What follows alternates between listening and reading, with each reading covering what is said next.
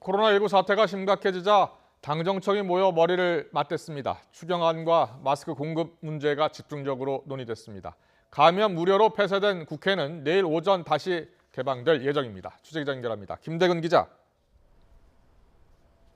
네, 국회에 나와 있습니다. 네, 먼저 오늘 당정청 협의회에서 어떤 대책들이 나왔습니까? 오늘 회의에서는 코로나19 사태에 대응하기 위한 여러 방안이 논의됐습니다. 추경안, 마스크 공급 문제, 그리고 다중집회 관리 방안 등이 테이블에 올랐습니다.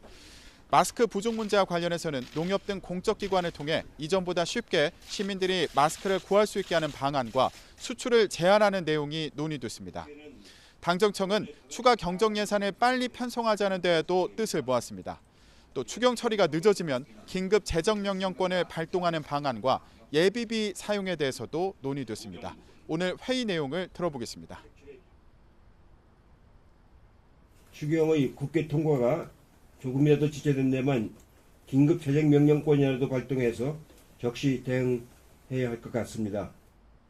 추경동을 기다릴 필요도 없이 2조 원에 이르는 재해대책 예비비를 하루라도 빨리 지원함이 마땅하다고 생각하며 또 오늘 당정청 협의회에서는 다중집회의 경우 공공의 안녕과 질서에 직접적인 위협이 되면 주최자나 참석자를 감염병 예방법 등을 근거로 사법 조치하는 방안이 논의됐습니다. 오늘 당정청 협의회에서는 이 방역 대응 방안에 대한 논의도 있었는데요. 이 내용을 언론에 전달하는 과정에서 논란이 있었다고요? 네, 그렇습니다. 당정청은 코로나19 방역 조치를 강화해서 지역 확산을 차단하기로 했습니다. 그런데 언론에 이 내용을 전하는 과정에서 봉쇄 조치라는 말이 논란이 됐습니다. 민주당 홍익표 수석 대변인은 브리핑에서 대구 경북 지역을 감염병 특별관리 지역으로 지정해 통상의 차단 조치를 넘는 최대한의 봉쇄 조치를 시행하겠다고 밝혔습니다. 그리고 봉쇄 조치와 관련해 정부 측에서 이동 등의 부분에 대해 일정 정도 행정력을 활용하는 것을 검토 중이라고 설명했습니다.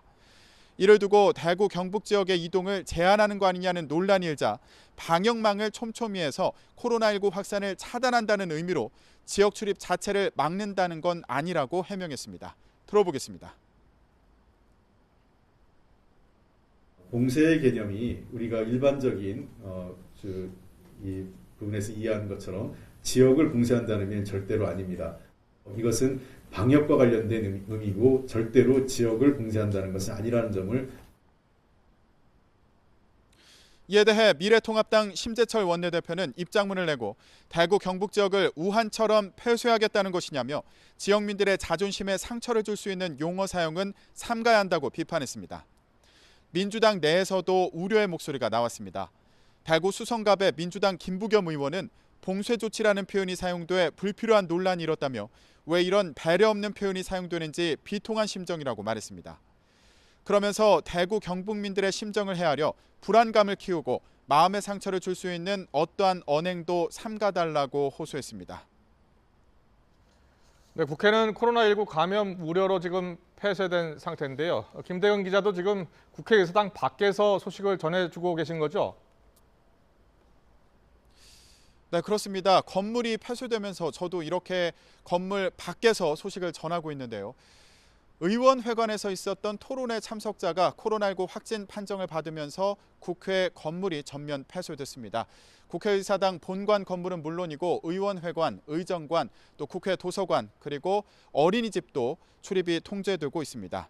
그런데 다행히 행사에 참석했던 미래통합당 심재철 원내대표와 곽상도 의원, 전희경 의원이 음성 판정을 받았습니다. 이에 따라 여야는 앞으로의 의사 일정을 협의하고 있습니다.